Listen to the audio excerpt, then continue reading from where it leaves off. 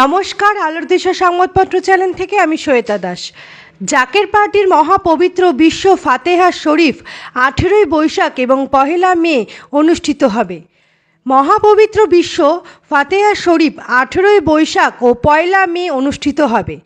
জাকের পার্টির মাননীয় চেয়ারম্যান মোস্তফা আমির ফয়সাল সাহেব এবং জাকের পার্টির মাননীয় ভাইস চেয়ারম্যান অর্থনীতিবিদ ডক্টর সায়েম আমির ফয়সাল সাহেব দ্বয়ের পবিত্র হুকুম মাথায় নিয়ে গাজীপুর জেলার কালীগঞ্জ উপজেলা এবং পৌরসভার আঞ্চলিক মিশন সম্পূর্ণ করে।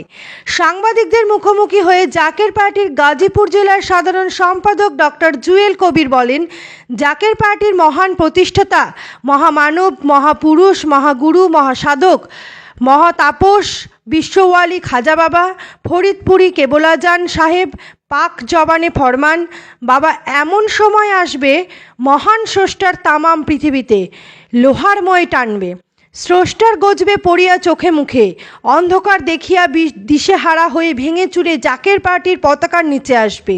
সেই সময় সন্নিকটে প্রাকৃতিক দুর্যোগ, মাটির নিচে ভূমিকম্প ঘোরাফেরা করছে, বিশ্বযুদ্ধের আশঙ্কা এবং দেশে বিদেশে চক্রান্ত অব্যাহত আছে। তাই সকলকে আহ্বান, জাকের পার্টির পতাকার নিচে আসেন।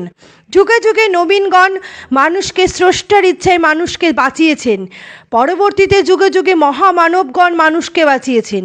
বর্তমান যুগে মহামানব, মহাপুরুষ বিশ্বওয়ালি খাজা বাবা ফরিদপুরি কেবলাজান সাহেবের প্রতিষ্ঠিত জাকের পার্টির পতাকার নিচে আসেন, তাহলে আমরা বাঁচাতে পারবো এবং মহাপবিত্র বিশ্ব ফতেহা শরীফে যোগ দিন।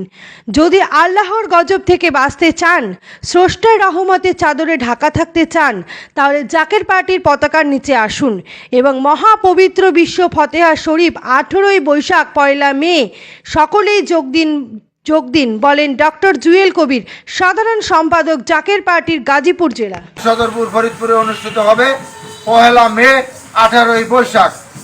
আপনাদের সকলকে সোশ্যাল মিডিয়ার মাধ্যমে, ইলেকট্রনিক মিডিয়ার মাধ্যমে এবং সাংবাদিক ভাইদের মাধ্যমে আপনাদের মাধ্যমে সকলকে দাওয়াত করলাম।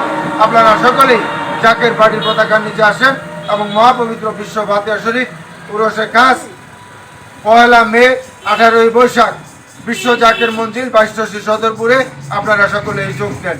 যুগে যুগে মহামানবদের দ্বারাই আল্লাহ পাক মানুষকে বাঁচিয়েছেন, এটা বাস্তব। তাই এই জাকের পার্টি ঘোষণা দেওয়ার সময় বিশ্বওয়ালি কেবলাজান সাহেব পাক জবানে ফরমান যে বাবা এটা মুসা আলাইহিস সালামের খিমা স্বরূপ। মুসা আলাইহিস সালামের খিমাতে যারা ছিলেন তারাই বেঁচেছেন, বাকিরা ধ্বংস হয়েছে, এটা বাস্তব। পরবর্তীতে বলেছেন নূহ আলাইহিস সালামের কিস্তি স্বরূপ। নূহ আলাইহিস সালামের কিস্তিতে যারা ছিলেন তারাই বেঁচেছেন, বাকিরা ধ্বংস হয়েছে, এটা বাস্তব। তাই সকলকে উদারত আহ্বান, জাকের পার্টির পতাকার নিচে আসেন যদি আল্লাহ পাকের রহমতের চাদরে ঢাকা থাকতে চান, যদি আল্লাহ পাকের গজব থেকে বাঁচতে চান। এই উদারত আহ্বান জানিয়ে আমি আমার সংক্ষিপ্ত কথা শেষ করলাম। আসসালামু আলাইকুম রহমতুল্লাহ।